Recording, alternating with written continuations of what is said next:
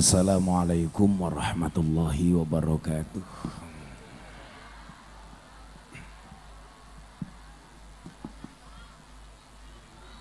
Alhamdulillahil qail.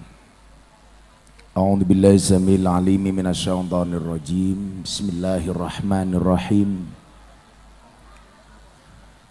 Wal yakhshal ladzina law taraku min khalfihim dzurriyyatan dhi'afan khafu 'alaihim falyattaqullah wal yaqulu qawlan sadida.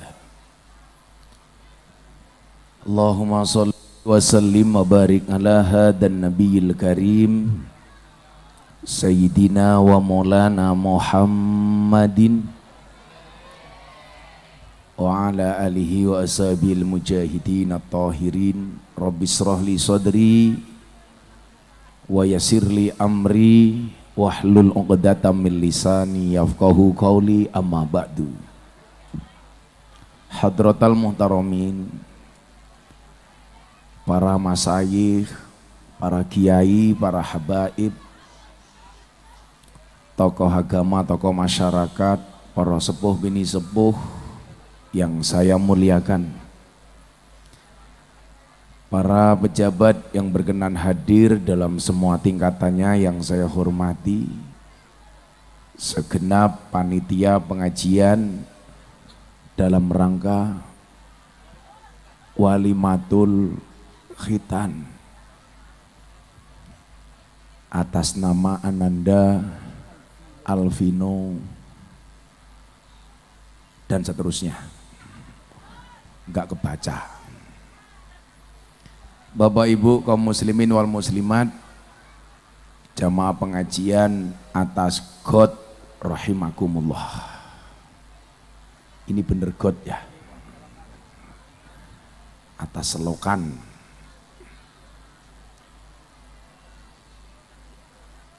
Sesuai dengan kondisi yang ada, perkenankan saya duduk di bawah, nggak usah protes.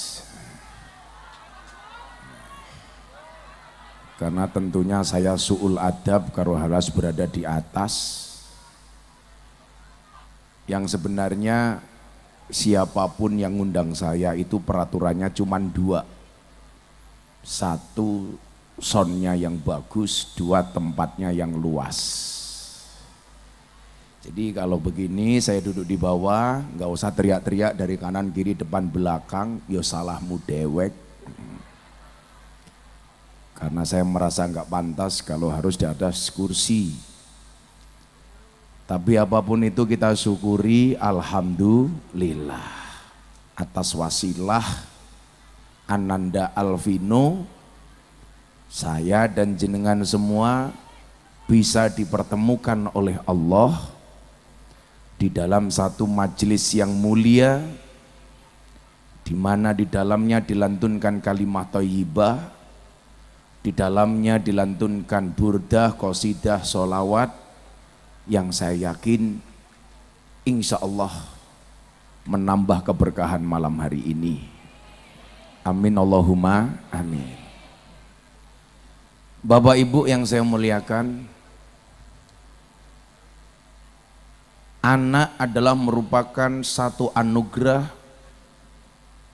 di mana itulah yang menjadi alasan kenapa ada syariat pernikahan.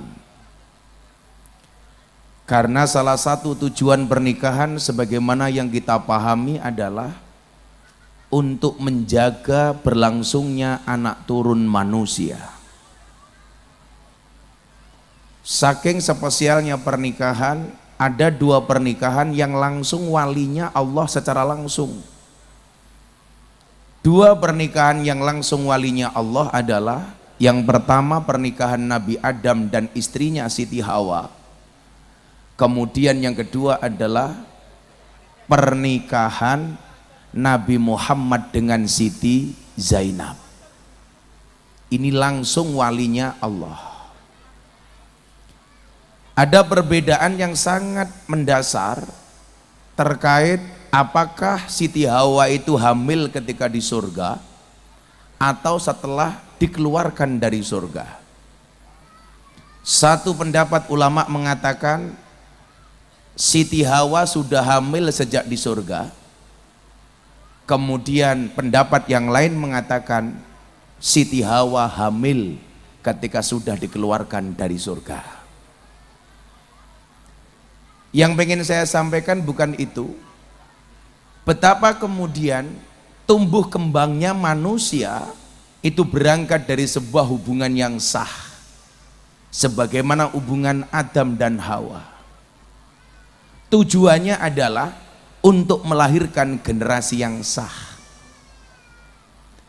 Inilah yang membedakan antara Islam dengan orang non-Islam.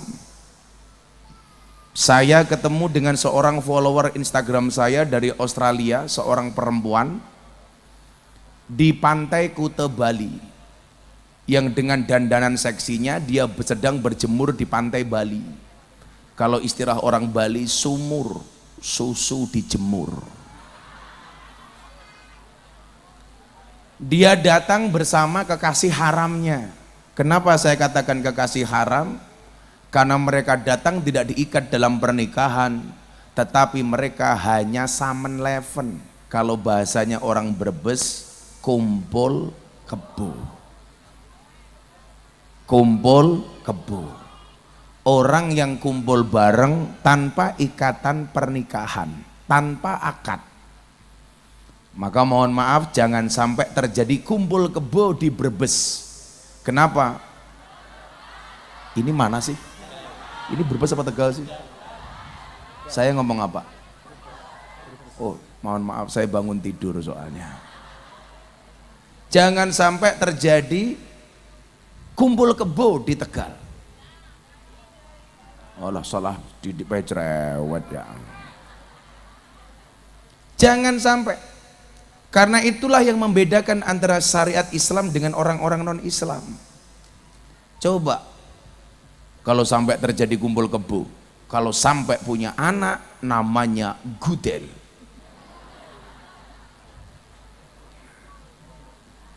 Maka itulah alasan kenapa akad nikah itu disebut sebagai misakon ghalidun, perjanjian yang sangat berat. Artinya apa? Akad nikah itu bukan main-main. Pernikahan itu jangan dianggap sembrono. Karena apa? Karena pernikahan yang kita lakukan hakikatnya tidak hanya dilihat oleh manusia, tapi langsung dilihat oleh Allah beserta malaikatnya.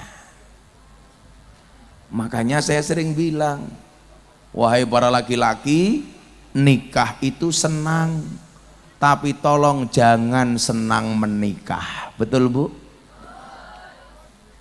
Makanya untuk mendapatkan seorang perempuan butuh mas kawin sebagai bentuk penghargaan. Ibu senang terima mas kawin Bu? Senang.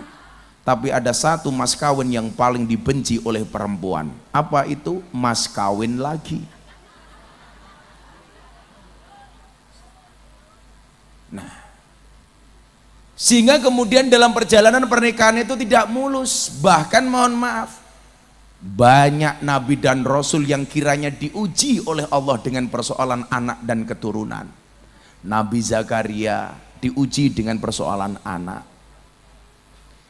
Nabi Ibrahim ketika menikah dengan Siti Sarah diuji dengan masalah anak. Sampai usia lanjut Nabi Ibrahim belum mendapatkan anak. Sehingga kemudian apa? Siti Sarah merasa nggak enak sama Ibrahim. Mas Ibrahim, saya malu belum punya keturunan. Mau nggak kamu menikah lagi? Coba pernikahan Nabi Ibrahim yang kedua itu karena atas permintaan istri pertamanya. Mas, Mbok Rika Rabi Maning, satu kalimat yang saya tunggu dari istri saya. Dan alhamdulillah sampai hari ini belum pernah keluar kalimat itu dari istri saya. Walaupun kalau seandainya ada kalimat itu, insya Allah saya tetap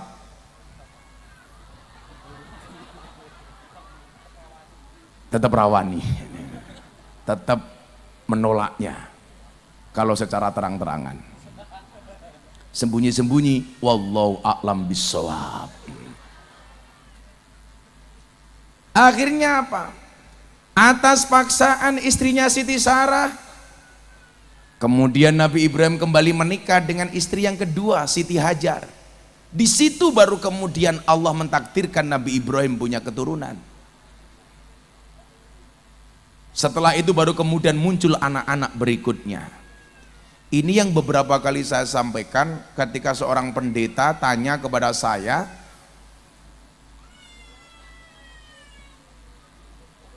dari mana Gus Miftah yakin yang dipotong oleh Ibrahim itu adalah Ismail, bukan Ishak? Ini seorang pendeta yang telah memurtadkan 80 orang, yang beliau merupakan seorang rohaniawan di Nusa Kambangan. Kalau ada narapidana hukuman mati, sang pendeta ini yang mendampingi narapidana mati. Beliau mengatakan sama saya, sudah 80 orang Islam yang murtad melalui dia. Di satu acara, pendetanya menangis seperti bayi itu. Anaknya siapa ya? Bukan, kalau hasil nikah pasti iya. Tapi pertanyaannya kenapa dia nangis? Karena dulu bapak ibunya pas buat sambil nangis.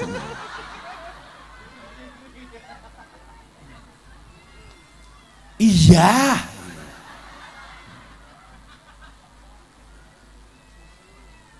Oh, jelok susu. Tapi tolong kalau nyusoni jangan di situ ya. Saya kemarin ngaji di Pasuruan, depan panggung ada ibu-ibu muda, anaknya nangis.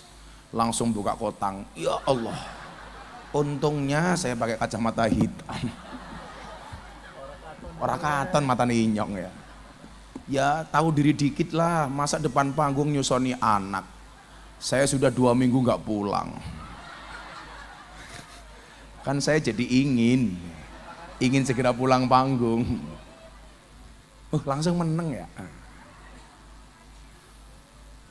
Saya berjumpa dengan pendeta ini di ngeyel temen ya.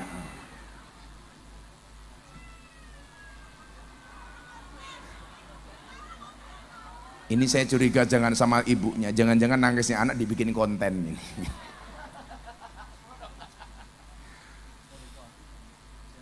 Saya diundang sama pendeta ini di acara Kick and di Metro TV. Saya diundang sebagai pendai yang dianggap aneh, sementara beliau pendeta yang diundang juga dianggap aneh. Saya dianggap aneh karena ngaji di lokalisasi, dia dianggap aneh karena menjadi rohaniawan di Nusa Kambangan. Ketemu saya Pak. Begitu ketemu saya dia bilang, Gus, can you share your phone number please? Bisa nggak bagi nomor HP-nya untuk saya? Oh saya bilang, mangga bu, sok atuh. Seminggu kemudian dia WA saya, Gus boleh nggak saya berjumpa silaturahmi? Silakan bu, saya berada di hotel Double Tree Menteng, silakan saya mau sarapan. Akhirnya beliau datang. Saya mau ngopi, waktu itu kopinya cangkirnya besar, beda di sini kecil. Waktu itu kopinya wangi, alhamdulillah ini sangit. Gitu. Dia datang sama saya kemudian mengatakan apa? Ini kembali masalah persoalan anak.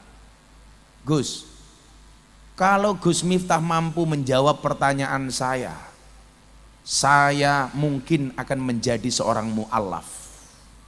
Tolong Gus Miftah jawab. Apa pertanyaan ibu?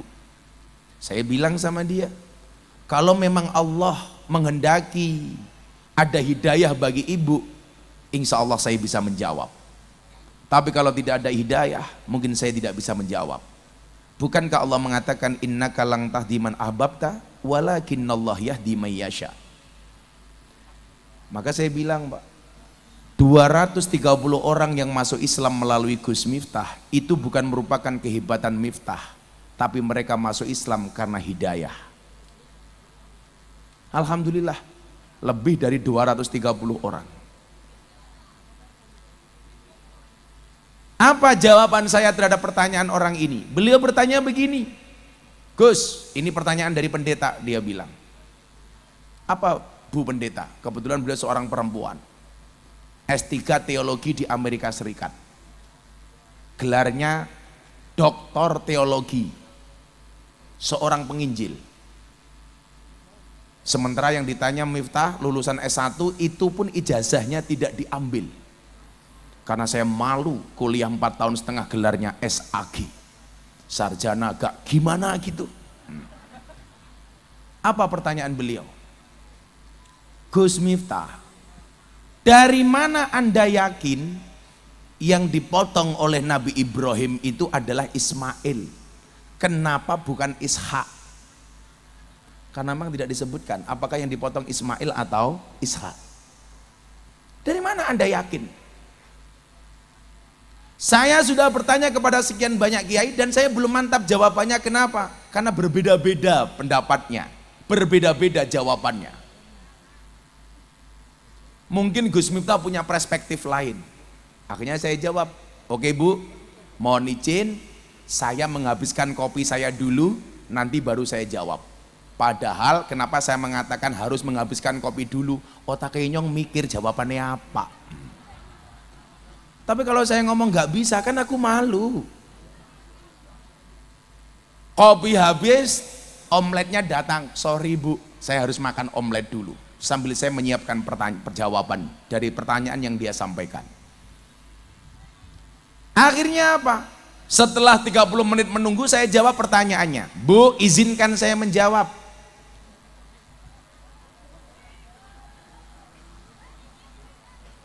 Kenapa Bu? Enggak kelihatan.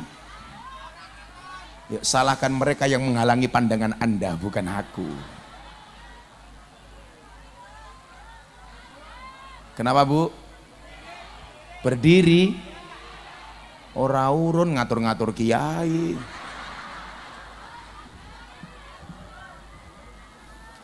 Ibu-ibu lebih suka Gus Miftah duduk apa berdiri?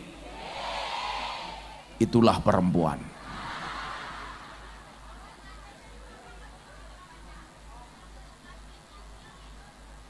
Di mana-mana suka yang berdiri.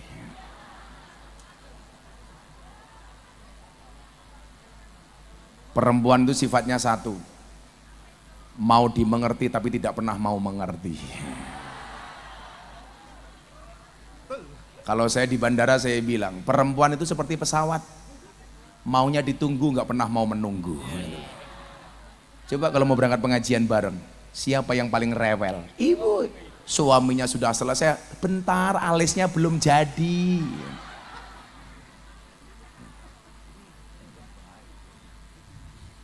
Kalau laki-laki kan simple, kalau cowok kan simple kayak bapak Kiai. Coba kalau perempuan, kalau bapaknya kan wajahnya natural. Sebenarnya saya mau bilang alami, hitam gitu sih, gitu. Tapi kan nggak enak. Sarung satu, jas satu, baju satu, peci satu, selesai. Malah mungkin rasempakan gitu.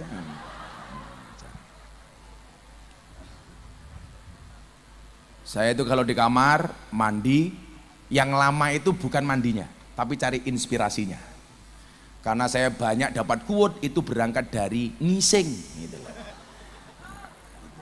Makanya kalau Anda sekarang saya mendapatkan julukan Master of Quote, itu paling banyak dapat dari toilet Mas.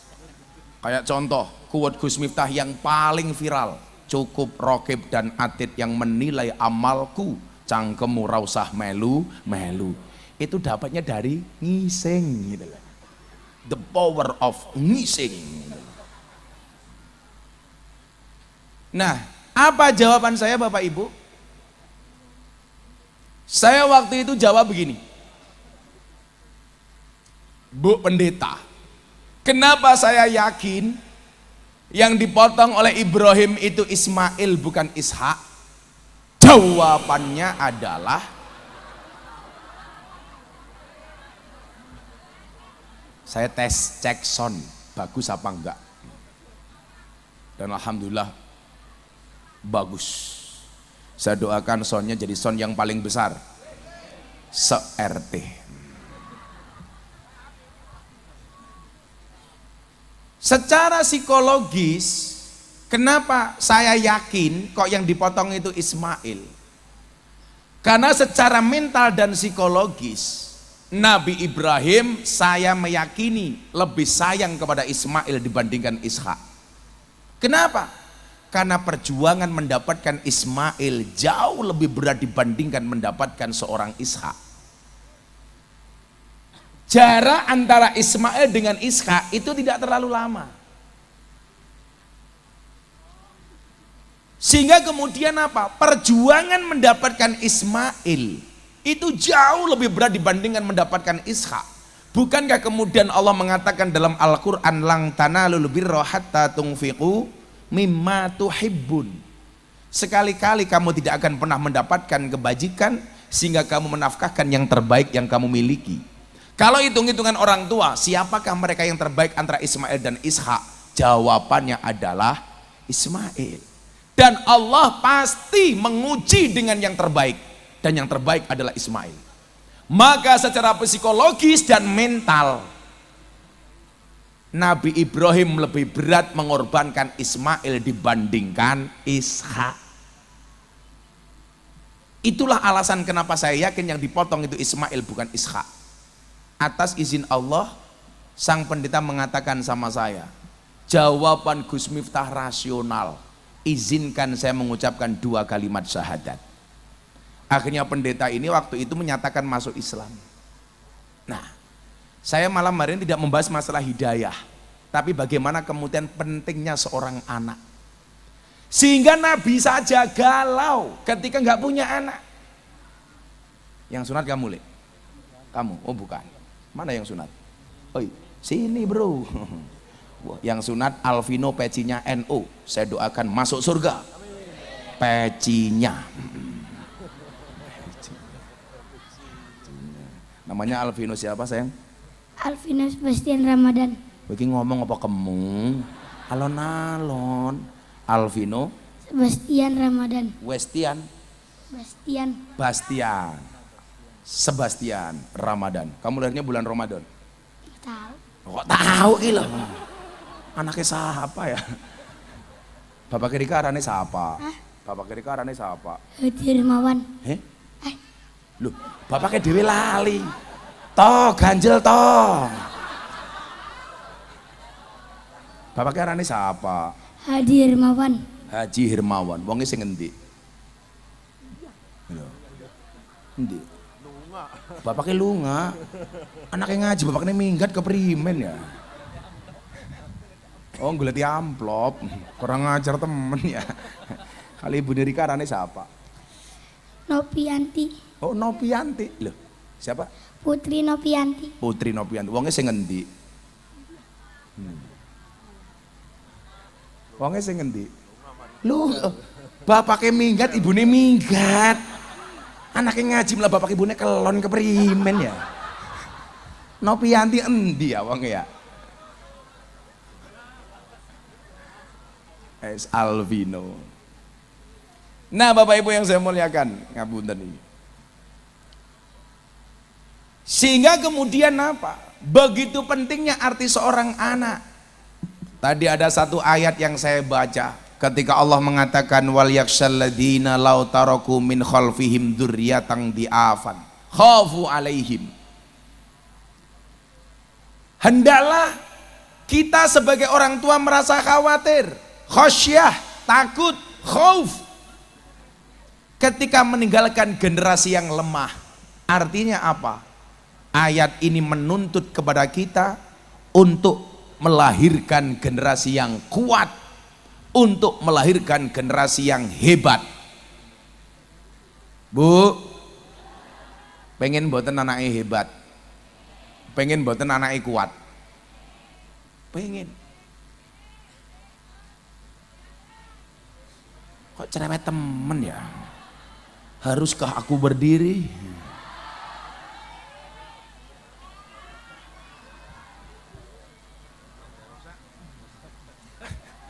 Omamu sing di? Omamu sing di? Rumahnya di mana? Oh, ujung sana. Kita menghadap kemana ini nak? Kita menghadap kemana? Ngulon apa ngetan? Oh, kok perasaan saya ngadep ngetan ya? Atau gara-gara saya pakai kacamata? No. Jangan pernah paksa saya buka kacamata. Sorry, mataku terlalu indah untuk kamu nikmati.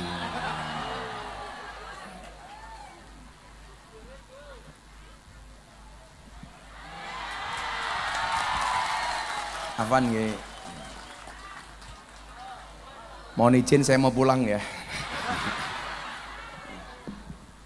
Ngatur-ngatur baik.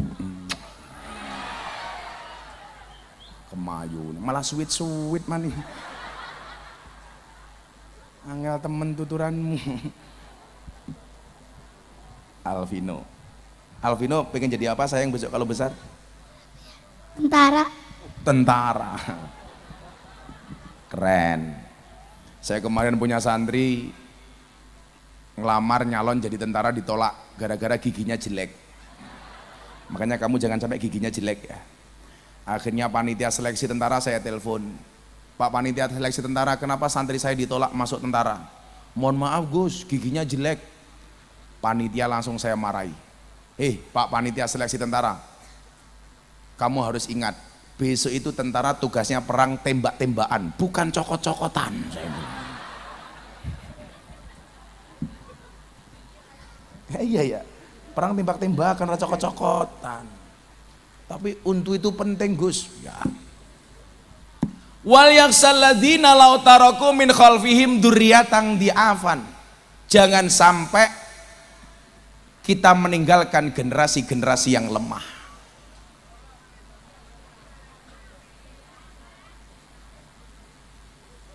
Artinya apa? Mafhum mukhalafah dari ayat ini berarti ada kewajiban dari orang tua untuk melahirkan dan mendidik generasi yang hebat, mendidik generasi yang kuat. Bukankah Rasul mengatakan mukmin yang kuat itu lebih disukai oleh Allah dibandingkan mukmin yang lemah? Makanya banser badannya harus kuat, jangan sampai lemah. Saya saja sadar kesehatan ketika saya membaca Nabi Muhammad, bentuk badannya, dadanya bidang, perutnya rata. Cuma sama dengan bapak ini, perutnya rata-rata lemak. Karena apa? Bagaimana kemudian kita bisa beribadah, berjuang dengan baik kalau kondisi kita lemah? Apa yang dimaksud jangan meninggalkan generasi yang lemah? Ini pemahamannya luas. Lemah ekonominya, lemah fisiknya, lemah kesejahteraannya, lemah psikologisnya, lemah pendidikannya. Maka disinilah dibutuhkan seorang ibu yang tangguh. Itulah alasan ada hadis yang bunyinya al-ummu madrasatul ula. Ibu itu adalah madrasah pertama untuk anak-anaknya. Maka Bapak Ibu, saya sering sampaikan, mendidik seorang laki-laki berarti dia mendidik seseorang saja.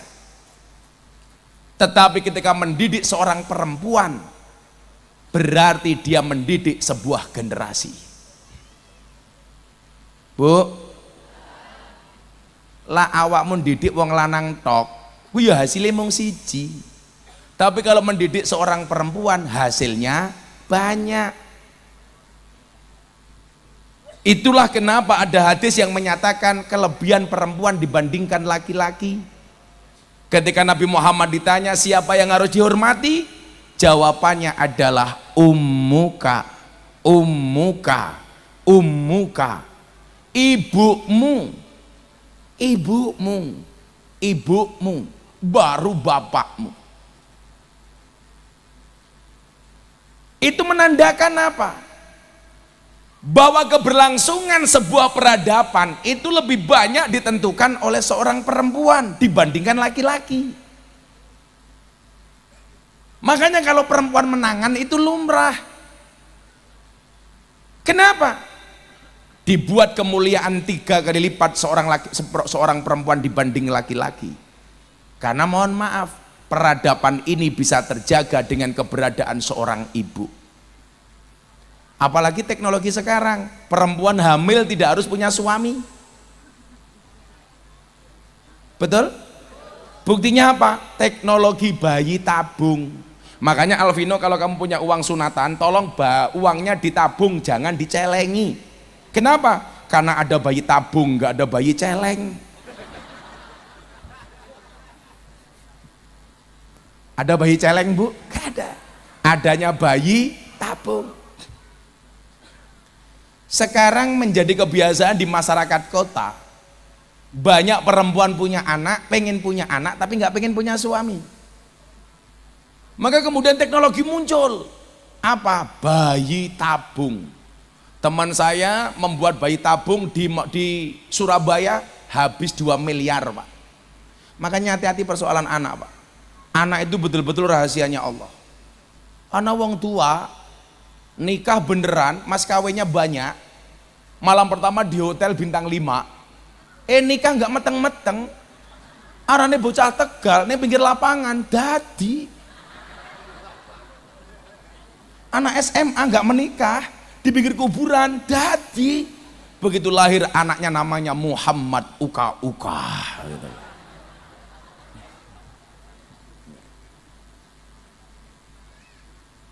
Bocah ini enak temen ya, subhanallah. Ini perlu saya abadikan ini. Ini pengajian paling nikmat sedunia ini. Jangan dibangunkan, kasihan. Hai guys, ini pengajian orang segini banyak, tuh kan. Nah, pemandangannya asik.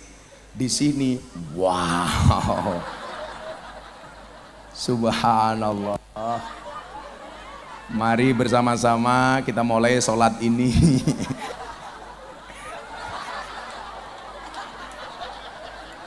Apa? Muka-muka tadi kiai oleh ya Allah. Iki melu-melu bae siapa ya? Nikmat banget. Coba Pak. Banyak orang kaya nggak bisa tidur, padahal tinggal di hotel mewah. Anak kecil ini, ya Allah, turunin dhuwur batu, tangannya nyekeli mano, ya Allah. Enak temen ya.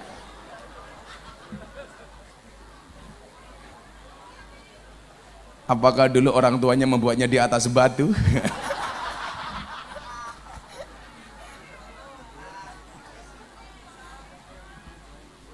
Tapi tenan loh kan. Salah satu problem terbesar saya hari ini itu apa? Susah tidur. Cangkemmu.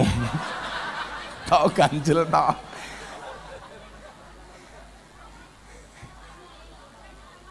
Ya ora apa-apa, jangan digugah, kasihan. Iki bapak kek. Iki ramane. Oh kasihan. Bukan bapaknya tapi perhatian, apakah dia melu urunan?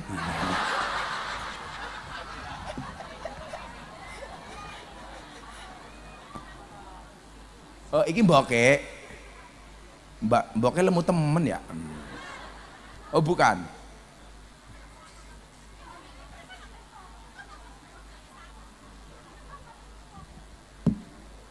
Ini salah satu pengajian yang sangat sulit saya lupakan. Begitu sulit, lupakan silit. Gitu.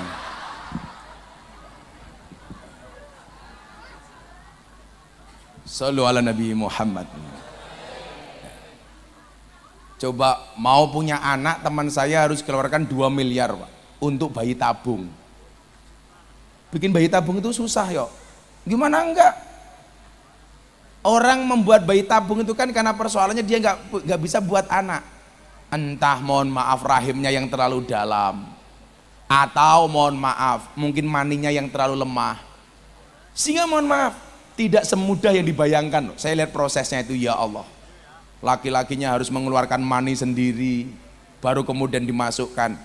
Makanya hati-hati, anak itu anugerah, kamu malah diecer-ecer. Enggak.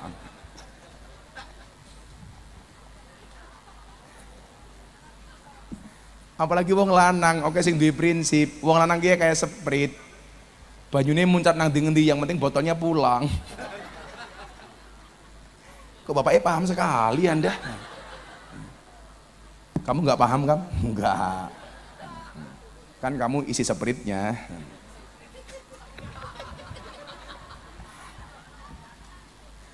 Emangnya kamu paham?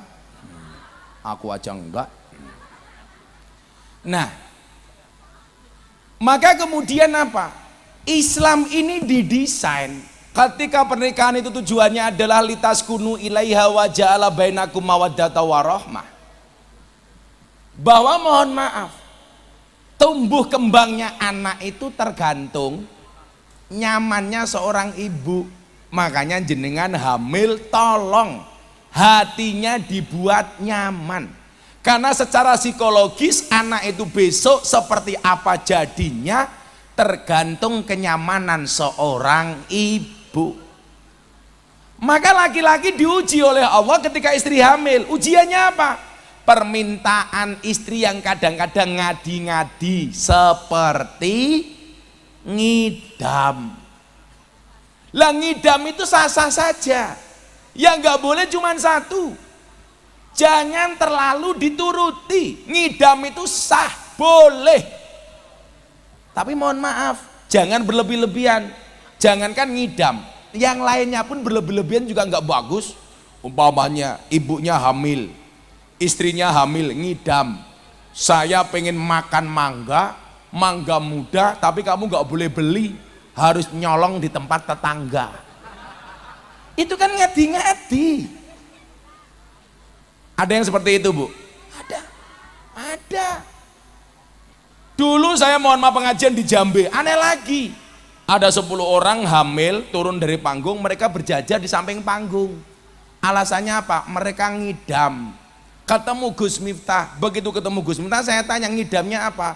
Kami pengen jambak rambutnya Gus Miftah. Emangnya aku cowok apaan? Ini ngidam yang berlebih-lebihan. Masa jaluk jambak rambut? Lo kurang ajar. Rambut sing ngendi jenenge cangkeme.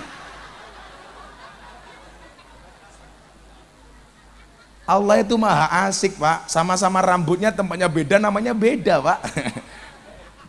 Di atas kepala namanya rambut, di atas mata namanya alis, penutup mata namanya ini hidep, goblok teman, hidep. Dhuwur cangkem arane kumis, ngisor cangkem arane jenggot, jero kelek arane kampret. Terus satunya di mana ya? Aku lupa. Tak cari nggak ketemu ya. Apa, Bu?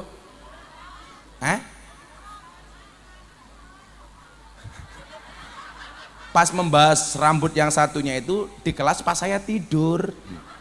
Jadi aku lupa. Kamu tahu arahnya apa? Enggak. Cangkem memang wadon.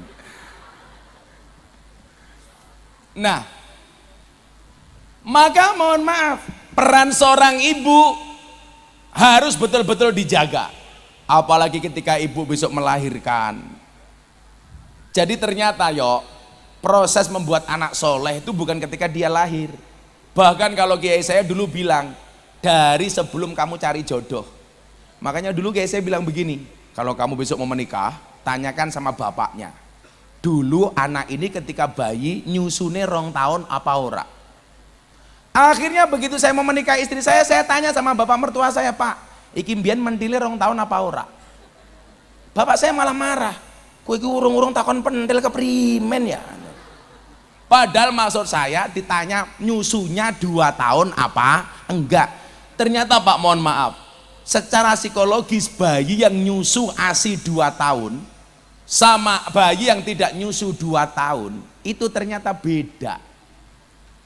Itulah kenapa Al-Quran mengatakan wal walidatu yurdina auladahunna haulaini kamilaini liman aroda ayyutim marrodoah. Yu sesuk nyusoni 2 tahun. Jangan cuma 3 bulan diganti susu kaleng. Susu kaleng ya susu sapi. Pertanyaannya kuwi anakmu apa anake sapi? Priwe-priwe susune ibune niku luwih apik tinimbang susu sapi. Susu sapi itu jelek, buktinya apa? Anaknya sapi saja sudah tidak mau minum susunya ibunya, malah diombe Alvino. Makanya anak-anak Ansor ini haram hukumnya nikah dengan anak sapi. Kenapa? Karena saudara sesusuan. Boleh, Pak. Bu, pertahankan walaupun diselingi dengan susu-susu yang lain. Mohon maaf, jangan kurangi jatah ASI anakmu selama 2 tahun. Harus 2 tahun. Saya mbiyen itu mohon maaf, selingannya bukan susu sapi tapi apa? Tajin. Ayo, lawang tua-tua ngerti tajin ya? Kamu tahu tajin? Nggak tahu, karena kamu anak zaman now. Kalau kita kan zaman old bahla, jadi tahu. Jadi ibu saya dulu kalau masak ngeliwet itu Pak, diambil tajinnya, saya mau berangkat ke sekolah, dimasukkan ke gelas, dikasih gula merah. Jadi ini anak tajin. Jin matamu, jin gila.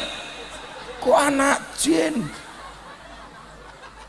Masa anak jin gantengnya kayak kia? Lah ini anak jin ini.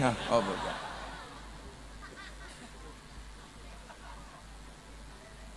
Apa Pak? Siapa yang belum diundur ke nggak boleh, kok ini kan kursiku. DPR aja rebutan kok. Kamu sok tahu kamu. Daripada kamu ngundurkan kursi, cari meja nggih wadah wedangku. Lah ngene mas aku ngombe ngene. Emangnya aku sapi, Cok. Kan aku jadi bingung. Yo, aku ki ngaji 22 tahun yo. Ketok sing paling ra kajen ning kene iki ketok. Dancuk.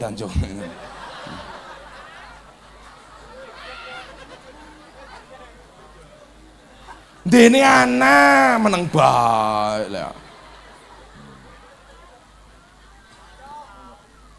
Makasih ya Mbah ya. Watangnya gede temen ya.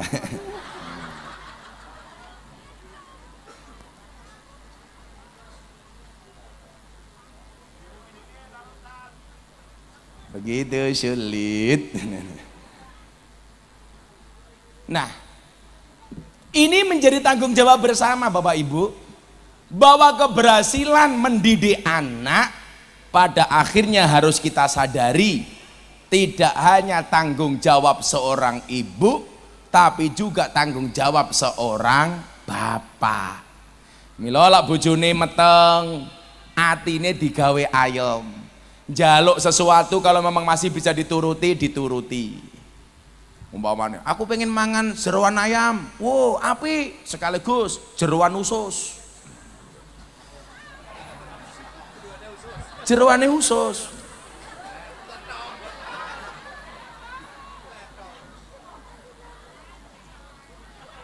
Kalau dulu istri saya itu aneh, sebelum hamil makanan yang dibenci, begitu hamil malah disukai. Jadi kalau sebelumnya senang, dia akhirnya nggak senang. Sebelumnya nggak senang, akhirnya senang. Yang jadi celaka adalah sebelum hamil senengannya kelon. Begitu hamil nggak seneng, aduh mati nyonge aku. Apakah aku harus cari yang lain? Kurang ajar. Cinta ditolak.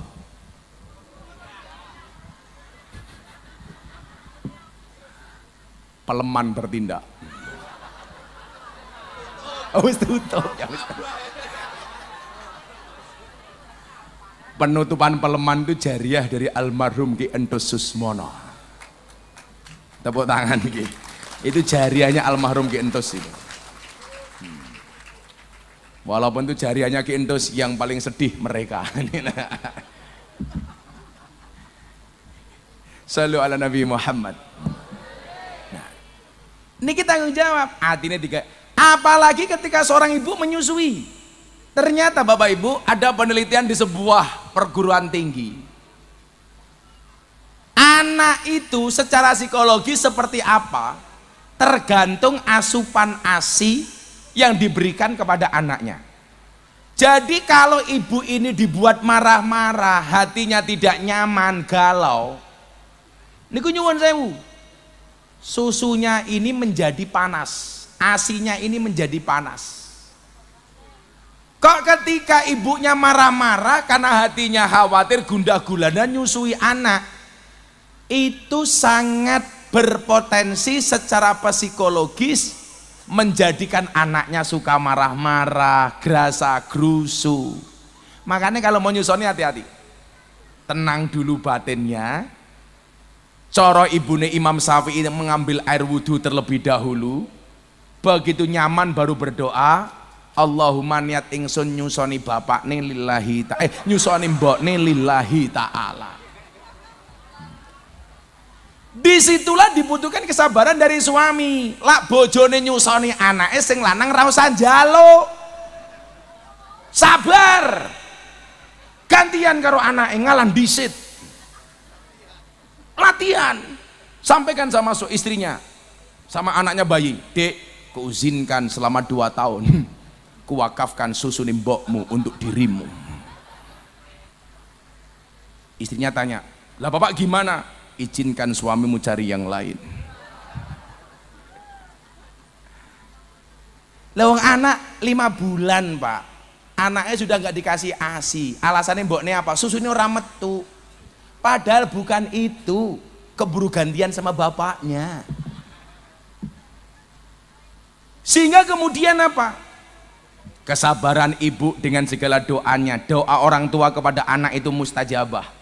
Makanya dulu istri saya tak awasi betul ketika nyusoni, terutama anak saya yang kedua itu, Mufti Nabil Ulayya Mekka Maulana Habibur Rahman.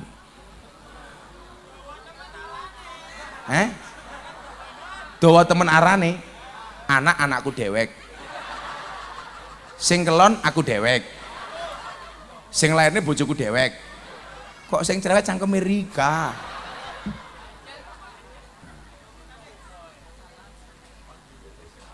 Panggilannya Mekah. Kenapa saya kasih Mekah? Karena dapatnya di Mekah. Anak saya pertama sama kedua itu selisihnya 10 tahun. Sudah 10 tahun gak punya adik. Wis tak coba dengan berbagai kaya, miring, jengking, walah gak jadi. Kamu gak paham. Kok orang matang-matang keprimen ya?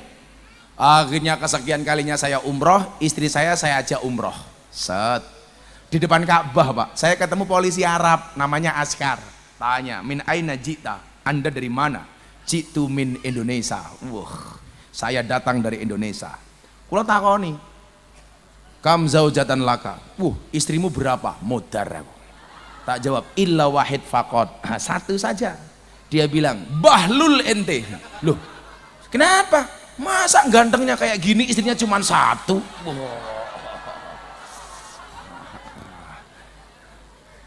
Dia bilang, gak percaya, mustahil, masa ente istrinya cuma satu? Bukankah di Indonesia banyak yang helwah?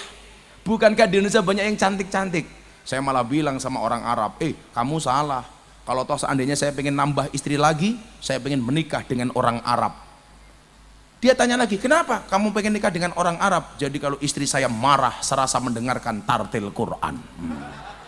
Awek, Shadaqallahul Adzim.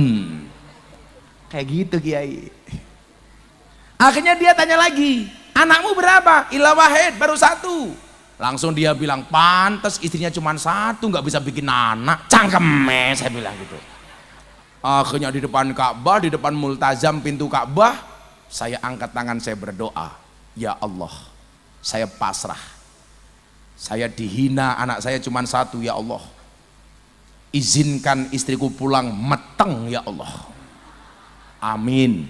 Langsung saya pulang ke kamar hotel, ketemu istri saya habis mandi, keramas, dandan cantik, bajunya semrawang. Wah. Saya tanya sama istri saya, Bunda, mau ke Masjidil Haram kapan? Nanti bah habis maghriban saya mau ke Masjidil Haram. Aku mau dinyek bun. Dinyek apa bah? Mosok abah ganteng bojone mong siji, anake mong siji. Tolong nanti bunda masuk ke dalam masjid, doa sama Allah. Mudah-mudahan saya pulang di poligami. Oh bukan itu. Saya bilang sama istri saya, kamu nanti depan Ka'bah berdoa, minta bagaimana caranya kamu pulang meteng. Oh siap bah, nanti saya akan berdoa kepada Allah, mudah-mudahan kita pulang bunda meteng bah. Langsung saya bilang, tapi ya itu bun, kalau cuman berdoa tok nggak jadi ya gimana. Nah, akhirnya istri saya tanya, are you ready? Langsung dia tanya, ready apa bah? Cike-cike aku ngomong. Cike-cike pak, tahu cike-cike enggak? Kalau nggak tahu tak ceritain. Saya ngaji di Taiwan tahun 2017. Selesai pengajian saya pulang ke hotel, didatangi sama bapak-bapak usia 60-an tahun. Dia bilang sama saya, oi cike-cike. Saya diem aja. Dia cerewet pak, oi cike-cike. Akhirnya saya jawab, yes cike-cike. Begitu saya masuk kamar hotel, kamar saya didodok. Oi cike-cike, cike-cike. Saya batin, cangkeme cike-cike bae ngapa ya? Akhirnya saya telepon panitia pengajian dari Tulung Agung yang tinggal di Taiwan. Oi, ada orang ketemu saya ngomong cike-cike. Kenapa saya dikejar sampai kamar hotel?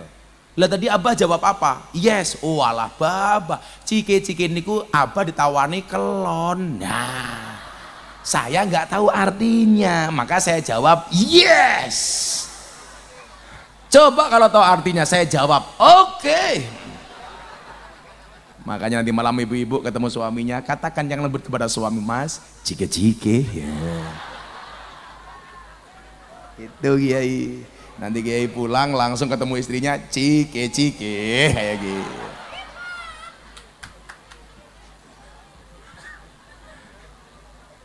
Akhirnya alhamdulillah pulang umroh, istri saya tak bawa ke rumah sakit, dinyatakan meteng.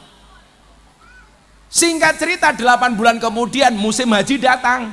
Saya bilang sama Allah, saya pengen menyambut kelahiran anak saya dalam keadaan berhaji ya Allah. Perkiraan sebulan kemudian baru HPL, hari perkiraan lahir. Saya berangkat haji. Begitu saya di Masjidil Haram, saya ditelepon sama istri saya, bah wis buka pitu. Apa nih? Saya bilang gitu. Aku gak ngerti. Itu apa? Bilang. Dalane bayi. What? Saya bilang gitu. Akhirnya saya berdoa di depan Ka'bah, ya Allah saya tidak akan pulang dari masjid sebelum anak saya lahir. Alhamdulillah cuman butuh waktu 1 jam anak saya lahir, cenger, brojol. Itulah alasan kenapa saya kasih nama Mekah, karena dapatnya di Mekah, lahirnya pas saya di Mekah. Sejarahnya seperti itu.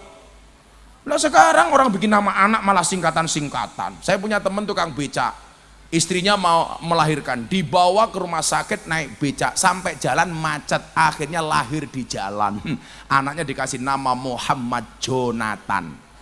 Saya bilang, saya tahu Muhammad artinya apa. Kalau Jonathan apa? Jonathan, brojol karena kemacetan.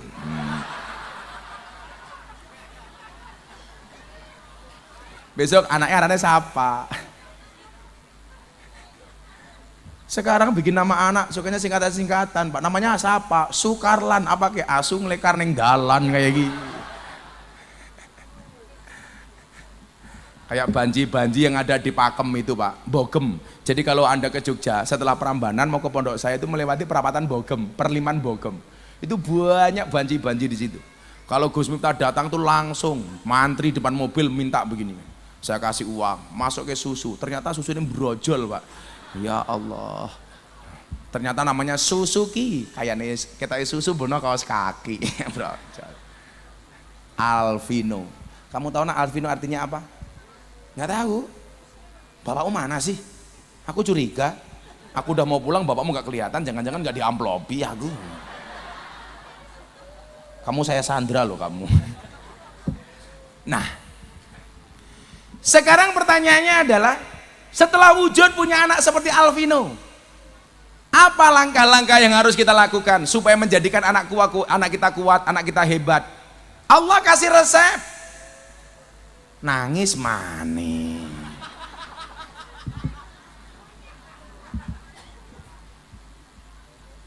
Kayak ngono bocah adro, mangan becangkeme plak pluk plak pluk plak pluk. Panusan lemunnya kayak kiye. Kalau dilihat sarungnya kayaknya sarung toldem kiye. Sarung ala Pemalang. Toldem. Apa kayak toldem? Adem gitu. Cangkeme amat mutadi adem kayak gitu. Iya. Kalau kamu besok beli sarung, sarungnya gajah duduk. Dibuka sarungnya, muncul belalainya. Kemarin Alvino sunatnya di mana, Nak? Sunatnya di mana? Oh, belum sunat. Saya kasih tahu ya, besok kamu sunatnya di Jepara. Bu beneran, hasilnya ukir-ukiran. Keren. Nanti bentuknya kayak kia, iya, bentuknya kayak kia.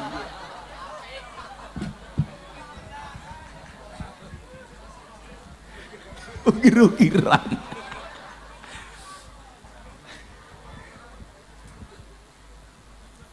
Besok begitu kamu sudah sunat, saya kasih ucapan. Kalau ada orang menikah, saya kasih ucapan selamat menempuh hidup baru. Untuk Alvino saya kasih ucapan selamat menempuh bentuk baru. Ukir-ukiran.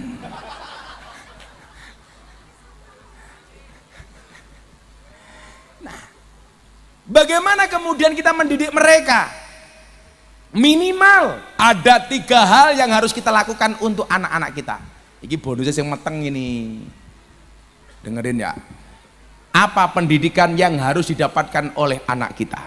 Bukankah kita diingatkan min hakil waladi alal walid salah satu asya? Haknya seorang anak dari orang tua itu ada 3. Salah satunya apa? Wa yu'allimahul kitaba ida aqola. Anak wajib mendapatkan pendidikan Al-Quran. Artinya apa? Ada kewajiban orang tua untuk menjadikan anaknya seorang santri. Santri itu apa? San itu insan, tri yang memiliki 3 hal. Islam, iman, ihsan. Orang Islam namanya Muslim, orang iman namanya mukmin, orang ihsan namanya muhsin. Ini kewajiban orang tua menjadikan anaknya muslim, mukmin, muhsin. Maka ada ASI kedua yang harus dilakukan. Tidak hanya ASInya ibu, tetapi ASI yang berikutnya. Apa itu ASI? Akidah, syariah, inya ibadah. ASI. Secara akidah Ahlussunnah mengajarkan begitu bayi lahir cenger, baik yang normal maupun yang tidak normal, bayi cesar. Kenapa sekarang banyak bayi minta dicesar? Karena malu lihat jalannya ibunya. Toh ganjel toh. Begitu bayi lahir cenger, itu kan pilihannya cuma 2. Kalau sampai anaknya meninggal dunia, dia akan menjadi pemberi syafaat bagi bapak dan ibunya. Kalau sampai ibunya meninggal, mohon maaf, masuk surga bi khairi hisab, tanpa dihisab. Itulah hebatnya seorang perempuan.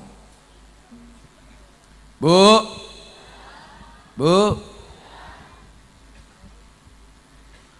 akidahnya apa? Begitu lahir diajarkan untuk diadani. Ini kata Ustadz Wahabi, nggak ada dasarnya ngadani bayi. Dia salah. Bayi lahir langsung diadani. Allahu Akbar, Allahu Akbar. Kenapa? Karena kita pengen mengenalkan kalimat pertama yang didengar oleh seorang bayi adalah kalimat tauhid, Allahu Akbar. Itu pun dilakukan dengan kalimat adzan, bukan teriak-teriak takbir. Enggak. Tapi kalau saya masuk sate Wendy, kalimatnya bukan takbir tapi traktir. Suka sate kambing, Pak? Suka. Sate kambing itu tidak ada efek samping, Pak, adanya efek depan.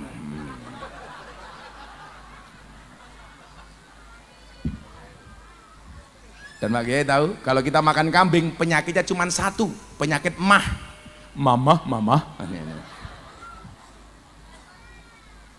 Karena Kanjeng Nabi sukanya makan daging kambing. Tapi ya mohon maaf, walaupun Kanjeng Nabi hobinya makan daging kambing, jenengan yang punya darah tinggi jangan ikut-ikutan makan daging kambing, stroke tak kandani. Kalau Abah Lutfi itu beliau mau konsumsi daging kambing itu prosesnya diawasi sampai penyembelihan. Bagaimana ketika menyembelih kambing itu ketika kambing nafasnya keluar bukan ke dalam. Jadi ngeknya itu pas kambingnya bukan. Ternyata ada bedanya. Bedanya apa? Bedanya ternyata ketika kita motong kambing, ketika mengeluarkan nafas, itu jadinya bau kambingnya, dagingnya tidak perengus. Oh. Kemudian di Kanjus Sholawat itu ada kebiasaan. Pisau yang untuk daging itu tidak boleh digunakan untuk pegang jeroan.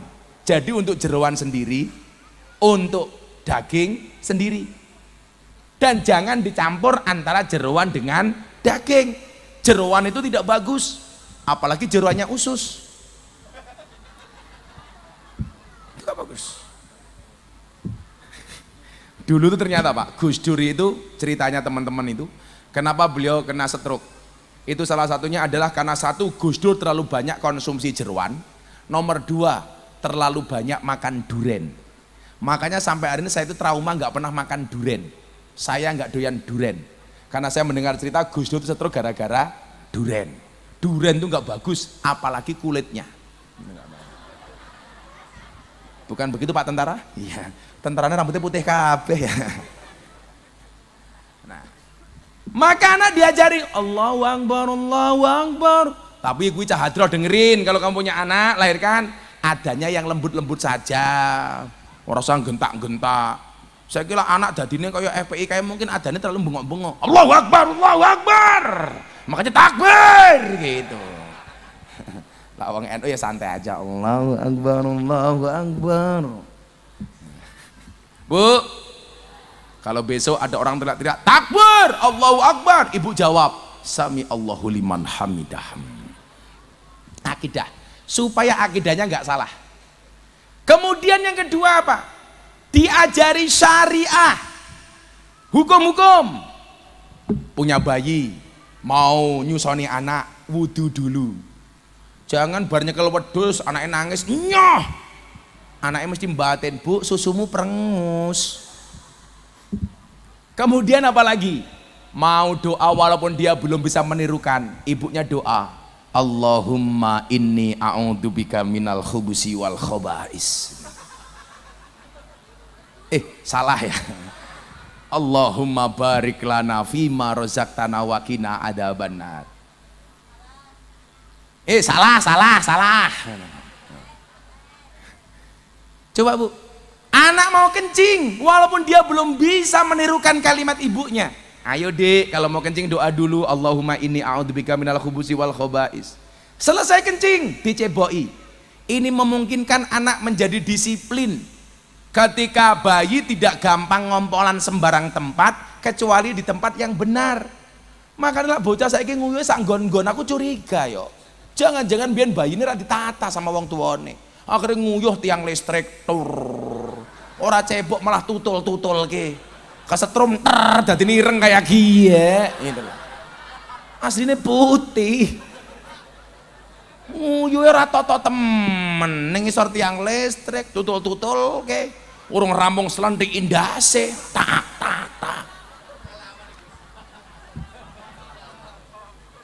Cahadro, kalau kencing ditoto. Masa satu grup hadro kencingnya berjamaah. Madep ngulon dawa-dawaan. Wush. Lompat pagar. Saya kan dulu pernah jadi rektor TPA ditemani orang Muhammadiyah. Anaknya 51 izin kencing, 25 kencing bareng. Madep ngulon, tur. Malah ada yang bikin angka 8. Saya bilang, nak, kalau kamu kencing jangan menghadap ke kiblat, menghadap ke barat. Orang sholat menghadap ke kiblat, menghadap ke barat. Kalau kamu kencing jangan menghadap ke kiblat. Bocah matur, maaf Pak Kiai, saya kencingnya memang madhep ngulon, tapi tak enggokke ngidul titik kayak gitu. Lah wong lanang bisa, wong wadon ya ora bisa. Bu, kalau kencing tolong jangan berdiri. Laki-laki berdiri aja nggak boleh, harus jodok, apalagi perempuan. Suarane sing ra nguwati. Yes. Roto tak kandani. Ya, yes itu kalau masih muda yo. Kalau ibu hamil ya beda, pioh kayak gini. Apalagi bareng lahir ke, wes kayak gini. Aja lanang, ditata. Makanya anak saya si Mega itu nggak mau kalau kencing di kamar, nggak pernah ngompol, karena sudah terbiasa dari bayi ditatur cebok. Kalau kamu kencing cebok ya, pakai air. Jangan kayak masmu pakai obat, diobat abit kayak kia. Pakai obat. Kan saya sering cerita, saya sowan abah saya di Lampung naik kapal feri Pak, kencing gak ada air, bingung saya Pak. Saya baca hadis siksa kubur yang paling berat itu salah satunya apa? Orang kencing tidak cebok. Tak tunggu airnya setengah jam, nggak keluar le. Ya Allah, akhirnya saya ingat ngesai Sprite. Apa yang terjadi? Subhanallah. Akhirnya saya cebok pakai Sprite. Rasane tengkeranyas. Saya keluar dari kamar mandi begini, ya Allah gitu. Untung ragelegeen. Ketemu istri saya ditanya, dirubung semut mboten mbah, matamu ya gue. Syariah, anak diajarkan kalau minum duduk, jangan berdiri. La yasrobanna ahadukum qaima. Itu ilmu-ilmu hukum. Kadang-kadang kita malah nakut-nakuti kok punya anak disuapin nggak mau makan, awas tak kandake polisi. Hubungannya karo polisi apa? Polisi wis memendase ngurusi sambo. Kok dadak ngurusin dulang anak ya polisi, keprimen sih. Ibu-ibu ini kurang ajar ya, anaknya nggak mau makan, tak kandake Pak polisi. Tugasnya polisi itu berat, Ferguso, berat. Ngurusi sambo saja sudah pusing. Kok ngurusin dulang anak Erika, goblok temen ya.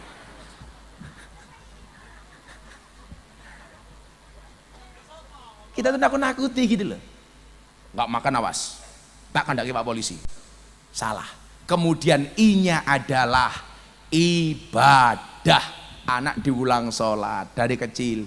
Ibunya berangkat ke masjid, anak sholat, taruh di sampingnya. Supaya terbiasa dengan sirkel-sirkel ibadah. Oh keren Pak. Anaknya sholat, ibunya sholat, anaknya ikut. Saya sering matur toh Pak. Saya itu bisa ngimami sholat, bisa manakib, bisa tahlil, bisa yasin, bisa maulid, bukan karena saya belajar, tapi karena saya mengikuti bapak saya. Bapak ke masjid, saya ikut ke masjid. Bapak manakib, saya ikut manakib. Bapak berjanji, saya ikut berjanji. Antirillahumma qabrahul karim bi'arfin sadiyim min salati wa taslim. Allahumma sholli wa sallim wa barik alaik. Bapak baca berjanji, saya makan persis sama vokalisnya Hadroh itu. Mangan pisang cangkem iki lho, kelametan bae iki lho. Tolong di zoom itu di zoom yang makan. Nganti raine kayak besek kayak gini. Akhirnya apa? Saya tahu atiril. Abadadiul imla mismi dzatil aliyah Allah mustadirran faidul barakati ala ma ana lahu wa aula ya Allah. Karena ikut ibadah dicontohin. Bapak sholat, ikut sholat. Bapak ke masjid, ikut ke masjid. Bapak sholat, nutuk beduk. Der. Siap. Akidah syariah ibadah. Insya Allah anak kita merupakan anak yang soleh dan solehah. Amin Allahumma amin. Pas jam 10 saatnya saya harus meninggalkan tempat ini untuk berpindah ke tempat yang lain ya. Wis jam 10 pengajian selesai. Alhamdulillah. Tunggu bareng-bareng. Loncat lanjut. Tunggu bareng-bareng. Makanya kalau pengajian tepat waktu, saya hadir 8:30 tepat waktu, ternyata belum selesai. Tapi alhamdulillah semuanya sudah terlaksana, mudah-mudahan qabul hajat dari sahibul hajat. Amin Allahumma amin. Bismillahirrahmanirrahim. Allahumma sholli ala sayyidina Muhammad wa ala ali sayyidina Muhammad. Walhamdulillahirabbil alamin. Allahumma rzuqna istiqamah. Allahumma rzuqna bi ziyadati ilmi wal rizqi wal ibadah. Allahumma rzuqna ziyaratal Makkah wal Madinah. Allahumma rzuqna dzurriyyatan thayyibah. Allahumma rzuqna ahlan sakinatan mawaddatan warahmah. Allahumma rzuqna bi alfi quwwah. Allahumma rzuqna bi alfi barakah. Allahumma rzuqna bi alfi karamah. Allahumma rzuqna min ahli sunnah wal jamaah. Allahumma rzuqna bi husnil khatimah wa na'udzubika min su'il khatimah wa adkhilnal jannata mal abrar ya azizu ya ghafar ya rabbal alamin. Walhamdulillahi rabbil alamin. Hadanallahu wa iyyakum ajma'in wa lafu minkum. Assalamualaikum warahmatullahi wabarakatuh.